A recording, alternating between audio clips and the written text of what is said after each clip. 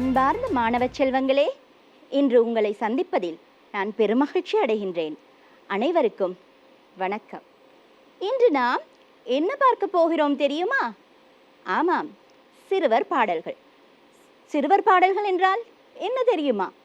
உங்களுக்கான பாடல்கள். பாடல்கள் என்றால் அனைவருக்கும் விருப்பம் தானே? காதுகளுக்கு இனிமையான பாடல்கள். பாடலை பாடும் பொழுது மனதும் உற்சாகமாகும். அந்த உற்சாகத்தை நாங்கள் இங்கே காண்போம். பாடல்கள் என்றால் பாடல்கள் மாத்திரமல்ல. என்ன செய்ய போகிறோம்? பாடலை பாடப்போகிறோம், பாடலை வாசிக்கப் போகிறோம், பாடலை ஆடவும் போகிறோம். எனவே பிள்ளைகளே, தொடர்ந்து எங்களுடன் இணைந்திருங்கள். முதலாவதாக நாங்கள் என்ன பாடல் என்று பார்க்க போகிறோம் என்று தெரியுமா? சரி, உங்களுக்கு ஒரு குறிப்பு தருகிறேன். அந்த குறிப்பிலிருந்து என்ன பாடல் என்று கண்டுபிடியுங்கள் பார்ப்போம். இந்த இடம் அலைகள் ஆர்ப்பரிக்கும் இடம். அந்த இடம் சிறுவர்கள் மிகவும் விரும்பும் இடம். சிறுவர்கள் மிகவும் விரும்பும் இடம். சிறுவர்கள் மாத்திரமல்ல, பெரியவர்களும் விரும்பும் இடம். ஓய்வை உல்லாசமாக கழிக்கும் இடம். வேறு என்ன செய்வார்கள் அங்கு தெரியுமா? கப்பல்களோடும் படகுகளோடும் சிறுவர்கள் மணலிலே வீடு கட்டி விளையாடுவார்கள். இவையெல்லாம் கடற்கரையில் நாம் அனுதினம் காண்பவை. உங்களுக்கெல்லாம் கடற்கரையில் விளையாடிய அனுபவம் இருக்கலாம், சிலருக்கு அனுபவம் இல்லாமல் இருக்கலாம். இன்று நாங்கள் என்ன செய்ய போகிறோம்? பாட்டாலே மணல் வீடு கட்டி பார்க்க போகிறோம். சரியா? அப்ப இன்று நாங்கள் என்ன பாட போகிறோம்? மணல் வீடு தொடர்பான பாடல்தான் இன்று பார்க்க போகிறோம். முதலில் நாங்கள் பார்க்க போவது என்ன என்று தெரியுமா? முதலில் மணல் வீடு பாடலை வாசித்து பார்க்க போகிறோம். வாசிக்கும் பொழுது சொற்களுக்கு இடையிலே இடைவெளி விட்டு ஒலிகளை சரியாக உச்சரித்து நாங்கள் வாசிக்க வேண்டும். சரி, இப்பொழுது நாங்கள் ஒவ்வொரு பந்தியாக எப்படி வாசிப்பது என்று பார்ப்போம். முதலில் முதலாவது பந்தியை பார்ப்போம். முதலாவது பந்தியை பாருங்கள். கோடி கோடி பணத்தினால் மாடி வீடு கட்டுவர். கோடி கோடி பணத்தினால் மாடி வீடு கட்டுவர். கோடி கோடி மணலினால் வீடு நாங்கள் கட்டினோம். கோடி கோடி மணலினால் வீடு நாங்கள் கட்டினோம். செங்கல் தேவை இல்லையே, சிமெந்தும் தேவை இல்லையே. செங்கல் தேவை இல்லையே, சிமெந்தும் தேவை இல்லையே. எங்கள் வீட்டை கட்டிட இரும்பும் தேவையில்லையே. எங்கள் வீட்டை கட்டிட இரும்பும் தேவையில்லையே. அடுத்த பந்தியை பார்ப்போம். 5 நிமிட நேரத்தில் 5 நிமிட நேரத்தில் அழகுமிக்க வீட்டினை சந்து பொந்து இன்றியே குந்தி நாங்கள் கட்டினோம். சந்து பொந்து இன்றியே குந்தி நாங்கள் கட்டினோம். அடுத்த பந்தியை பார்ப்போம். கடலின் அலைகள் வீட்டினை கரைத்திட்டாலும் பயமில்லை. கடலின் அலைகள் வீட்டினை கரைத்திட்டாலும் பயமில்லை.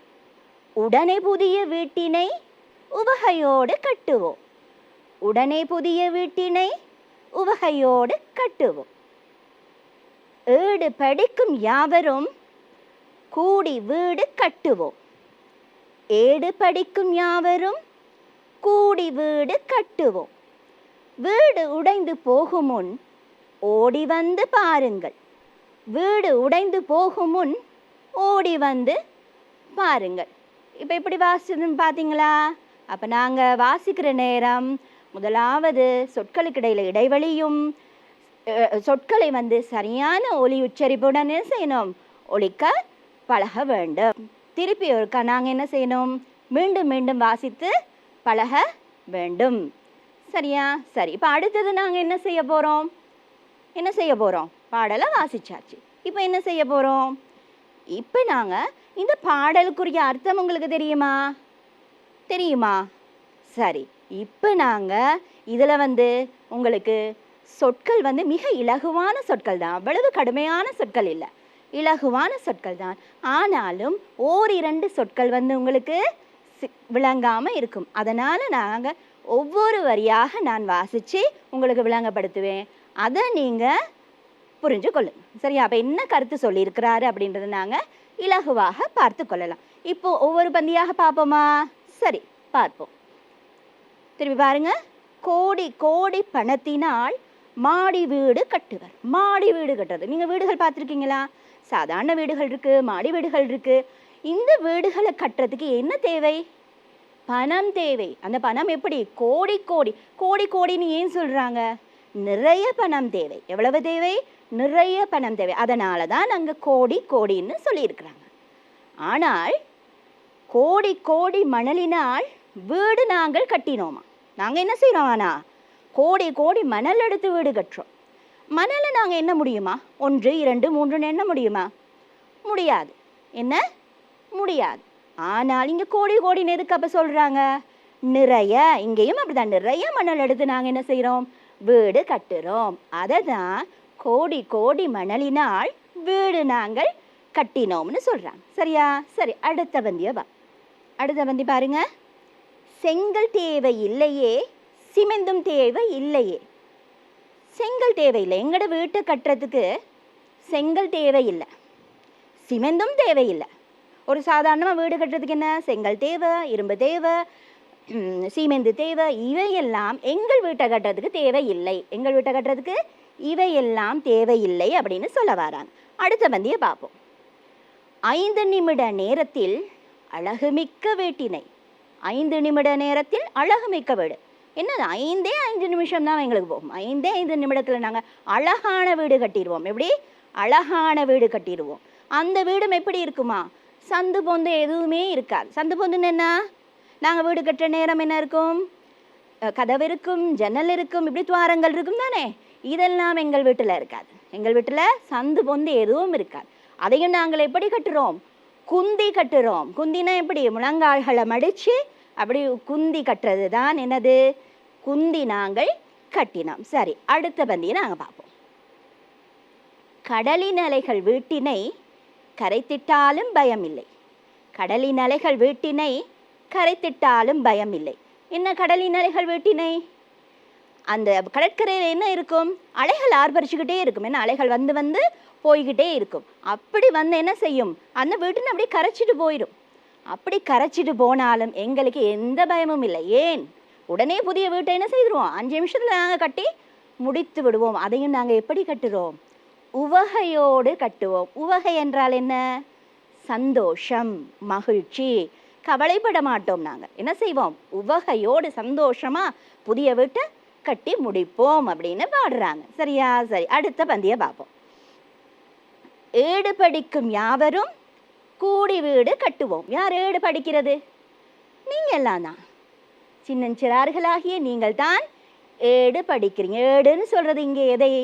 புத்தகம். புத்தகத்தை எடுத்துகிட்டு போகிறது யார்? புத்தகம் எடுத்து படிக்கிறார்கள் யார்? உங்களை போன்ற சின்னஞ்சிறார்கள் தான். அப்போ அவர்கள் எல்லாம் என்ன செய்கிறாங்க? கூடி வீடு கட்டினோம். என்ன செய்கிறோம்? எல்லாரும் சேர்ந்து வீடை கட்டுறோமா? எல்லாரும் சேர்ந்து வீடை கட்டுறோம். வீடு உடைந்து போகும் முன் ஓடி வந்து பாருங்கள். வீடு என்ன செய்கிறோம்? வெகு நேரம் இருக்காது. என்ன? அலைகள் வந்து அப்படியே கரைச்சிட்டு போயிடும். அப்படி மணல் எழும்புற நேரம் உடைஞ்சு போயிடும். அதனால என்ன? எல்லோரும் ஓடி வந்து என்ன செய்யுங்க? சீக்கிரம் பாருங்க அப்படின்னு அழகா கூப்பிடுறாங்க. சீக்கிரம் பாருங்கன்னு அழகா கூப்பிடுறாங்க. இப்போ பாடலை பார்த்தீங்களா? அழகான வரிகள். என்ன? எளிமையான வரிகள். அழகான வரிகளும் தான், எளிமையான வரிகளும் தான். இப்போ இந்த வரிகளுக்கு சொந்தக்காரர் யார் என்று தெரியுமா? கவிஞர் பூவண்ணன் அவர்கள். இந்த கவிதையை எழுதினவர் யாரு? கவிஞர் பூவண்ணன் அவர்கள் தான். உங்களுக்காக அழகான ஒரு கவிதையை அவர் தந்திருக்கிறாரு. சரியா? இப்போ என்ன செய்தோம்? பாடலை வாசித்தோம், பாடலுக்குரிய பொருளை தெரிந்து கொண்டோம். அடுத்தது என்ன செய்ய போகிறோம்?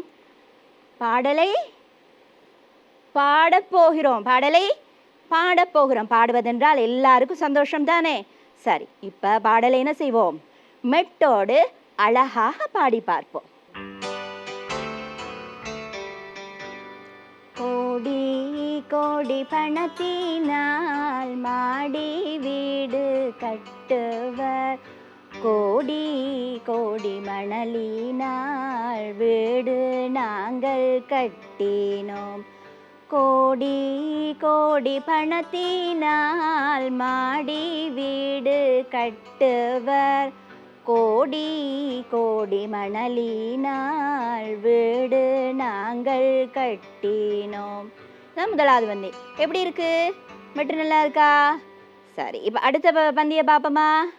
செங்கல் தேவையில்லையே, சிமெண்டும் தேவையில்லையே, எங்கள் வீட்டை கட்டிட இரும்பும் தேவையில்லையே. இப்போ அடுத்த பந்தி பார்ப்போமா?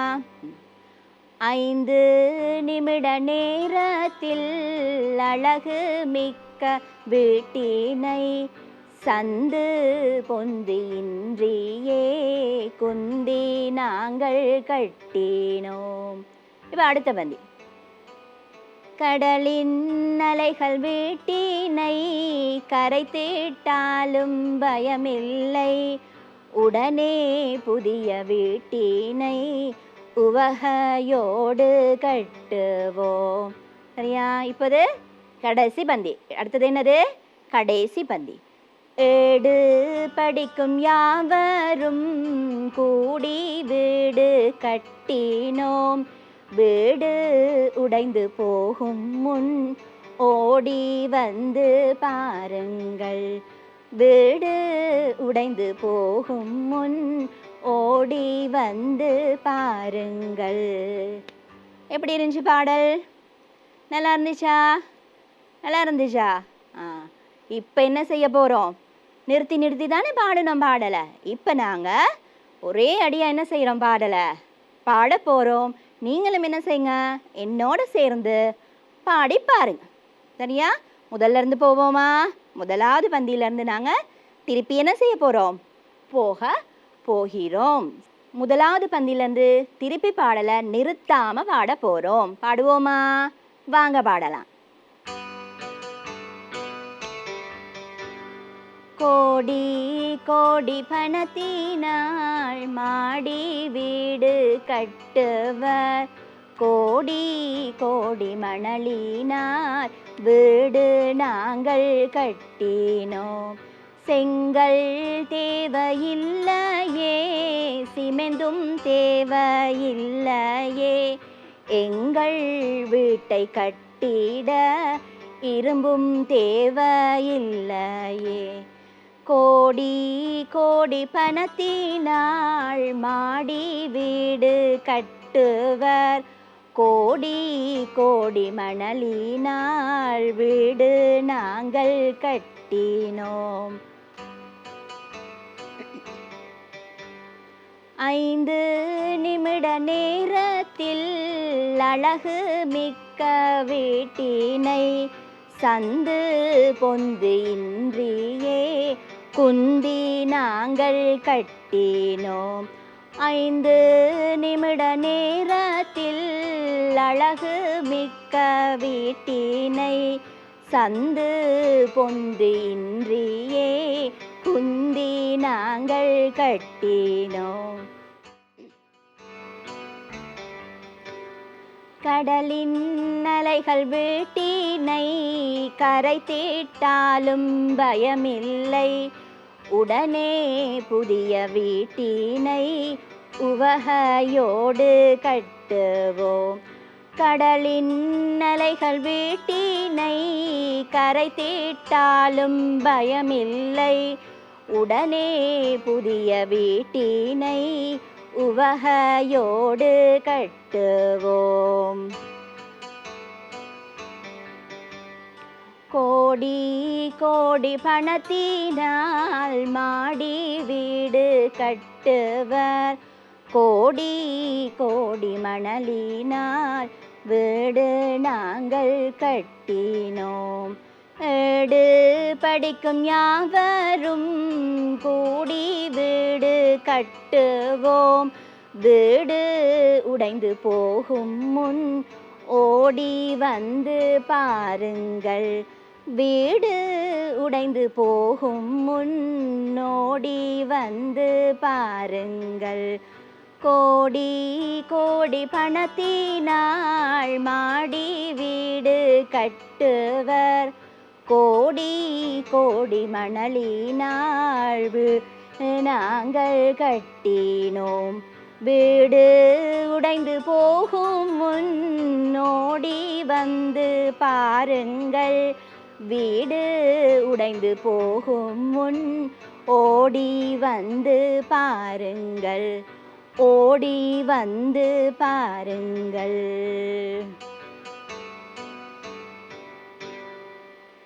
பாடல் பாடணும்லவா? பாடல் நல்லா இருந்துச்சா? நீங்கள் வீட்டில் என்ன செய்யணும்? மீண்டும் மீண்டும் பாடி பாருங்க. வெறுமனே பாடல் மட்டும் பாடக்கூடாது. என்ன செய்யலாம்? நீங்கள் வீட்டில் புத்தளிப்பு கருவிகள் எல்லாம் செய்யலாம். எப்படி புத்தளிப்பு கருவி செய்கிறது? புத்தளிப்பு கருவினா என்னென்னு தெரியுமா? நீங்கள் செய்திருப்பீங்க. 1ஆம் ஆண்டு 2ஆம் ஆண்டில் என்ன செய்திருப்பீங்க புத்தளிப்பு கருவி. சோடா மூடிகளை வச்சு கம்பி போட்டு என்ன சல்லாரி மாதிரி செய்கிறது, சிரட்டைகளை வச்சு தட்டுறது. இப்படி நீங்கள் இந்த விடுமுறை காலத்தில் அழகா புத்தளிப்பு கருவிகளை செய்து பாட்டையும் பாடி மகிழ்வாக இந்த விடுமுறை என்ன செய்யலாம்? நீங்கள் கழிக்கலாம். அப்படித்தானே? சரி, இப்போ பாட்டை வாசித்தோம், பாட்டை பாடணும். இப்போ அடுத்தது என்ன செய்ய போகிறோம்? இதுக்கு இன்னும் என்ன தேவை? இன்னும் எப்படி அழகாக்கலாம் இந்த பாட்டை?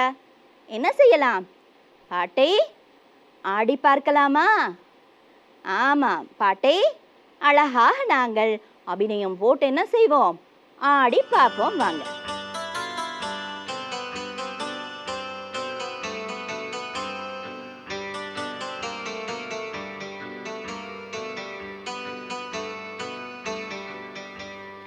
கோடி கோடி பணத்தினால் மாடி வீடு கட்டுவர். கோடி கோடி மணலினால் வீடு நாங்கள் கட்டினோம். வீடு நாங்கள் கட்டினோம். செங்கல் தேவையில்லையே, சிமெந்தும் தேவையில்லையே. எங்கள் வீட்டை கட்டிட இரும்பும் தேவையில்லையே. எங்கள் வீட்டை கட்டிட இரும்பும் தேவையில்லையே. கோடி கோடி பணத்தினால் மாடி வீடு கட்டுவர். கோடி கோடி மணலினால் வீடு நாங்கள் கட்டினோம். வீடு நாங்கள் கட்டினோம். 5 நிமிட நேரத்தில் அழகு மிக்க வீட்டினை சந்து பொந்து இன்றியே குந்தி நாங்கள் கட்டினோம். சந்து பொந்து இன்றியே குந்தி நாங்கள் கட்டினோம். கோடி கோடி பணத்தினால் மாடி வீடு கட்டுவர். கோடி கோடி மணலினால் வீடு நாங்கள் கட்டினோம். வீடு நாங்கள் கட்டினோம். அலைகள் வந்து வீட்டினை கரை தீட்டாலும் பயமில்லை. உடனே புதிய வீட்டினை உவகையோடு கட்டுவோம். உவகையோடு கட்டுவோம்.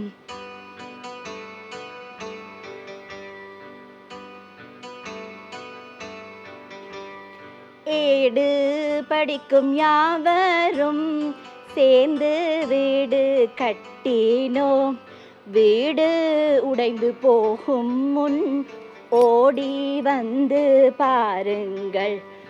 வீடு உடைந்து போகும் முன் ஓடி வந்து பாருங்கள்.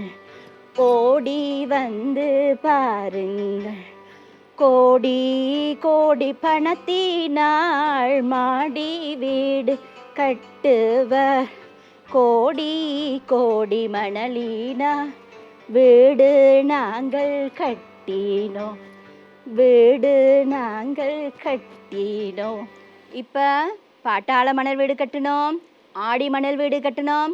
அடுத்தது என்ன பார்க்க போகிறோம்?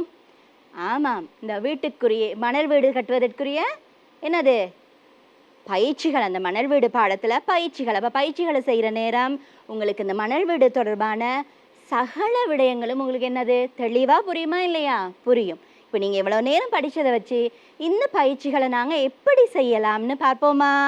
பார்ப்போம். முதலாவது பயிற்சி பாருங்கள், உங்களுக்கு என்ன தந்திருக்காங்க பாருங்கள். முதலாவது என்ன செய்யணும்? ஒரு பயிற்சி கொடுக்குற நேரம் அறிவுறுத்தலை தெளிவாக வாசிக்கணும். நீங்கள் என்ன செய்யணும்? அறிவுறுத்தலை ஆரம்பத்திலேருந்து இறுதி வரைக்கும் தெளிவாக வாசிக்கணும். தெளிவாக வாசிச்சிங்கன்னா தான் அதில் என்ன சொல்லி இருக்கிறாங்கன்னு உங்களுக்கு விளங்கும். முதலாவது பாருங்க, என்னது?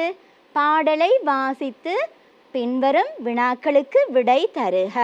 அப்போ நீங்கள் பாடலை ஏற்கனவே பாடியிருக்கிறீங்க, ஆடி இருக்கிறீங்க, வாசிச்சும் பார்த்துருக்கிறீங்க. இப்போ அதன்படி என்ன செய்யணும்? இந்த பாடலை திருப்பி ஒருக்கா வாசித்து நீங்கள் விடைகளை இலகுவாக கண்டுபிடிக்கலாம். அப்போ முதலாவது வினா என்ன கேட்டிருக்குன்னு நாங்கள் பார்ப்போம். சரியா? இப்போ முதலாவது வினா பார்ப்போமா? பார்ப்போம். எங்கே மணல் வீடு கட்டி விளையாடுகிறார்கள்? இந்த பாடலில் எங்கே மணல் வீடு கட்டி விளையாடுறாங்க? எங்கே விளையாடுறாங்க? கடற்கரையில் விளையாடுறாங்க. எங்கே விளையாடுறாங்க? கடற்கரையில் விளையாடுறாங்க. அங்கே கடற்கரைன்னு ஒரு சொல் வந்ததா பாடலில்? ஞாபகப்படுத்தி பாருங்க, வந்ததா? இல்லை என்ன? அப்போ நாங்கள் எப்படி கடற்கரைன்னு சொல்லலாம்? கடற்கரைன்னு எப்படி சொல்லலாம்? அலைகள் ஆர்ப்பரிக்கிற இடம், வந்து வீட்டை கரைச்சிட்டு போகிற இடம் எது? கடற்கரை. எது?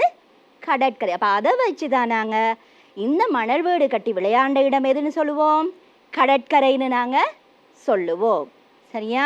அடுத்த கேள்வியை பார்ப்போம். இப்போ மணல் வீடு கட்ட என்ன தேவை? மணல் வீடு கட்ட என்ன தேவை? சாதாரண வீடு கட்டுறதுக்கு என்ன தேவை? செங்கல் தேவை, சிமெண்ட் தேவை, இரும்பு தேவை. ஆனால் மணல் வீடு கட்ட என்ன தேவை? என்ன தேவை? மணல் தேவை. என்ன தேவை? மணல் தேவை. மணல் வீடு கட்ட மணல் தேவை. இப்போ நாங்கள் அடுத்த கேள்வி என்ன கேட்டிருக்காங்கன்னு பார்ப்போம்.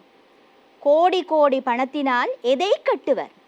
கோடி கோடி பணத்தினால் மாடி வீடு கட்டுவர்னு இருக்குதா இல்லையா? பாடல் வரிகளில் இருக்குது. என்ன? அப்போ கோடி கோடி பணத்தினால மாடி வீடு கட்டுவர். சரியா? இப்போ நாங்கள் அடுத்த கேள்விக்கு போக போகிறோம்.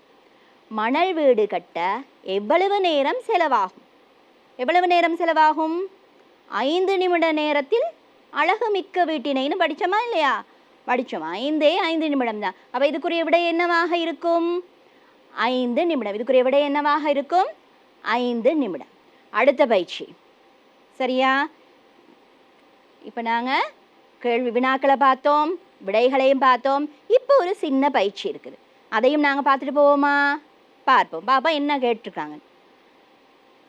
பின்வரும் சொற்களுக்குரிய ஒத்த கருத்து சொற்களை எழுதுக. இந்த பாடலில் வந்த சொற்கள் தான். உங்களுக்கு சில சொற்கள் எப்படி பரிச்சயமான சொற்கள் இருக்குது, சில சொற்கள் இந்த பாடலின் மூலம்தான் அறிமுகமான சொற்களும் இருக்குது. அப்போ அந்த சொற்களை நாங்கள் தெரிஞ்சு கொள்ளணுமா வேண்டாமா? தெரிந்து கொள்ள வேண்டும். முதலாவது பாருங்க, இலகுவான ஒரு சொல் வீடு. அப்போ வீடுக்கு வேறு என்ன சொல்லலாம்? வீடுக்கு நாங்கள் மனைன்னு சொல்லலாம், இல்லம்னு சொல்லலாம். சரியா? சரி, பார்ப்போம். மனை, இல்லம். வீடுக்கு என்ன சொல்லலாம்? மனை, இல்லம். இப்போ அடுத்தது பார்ப்போம். கூடி.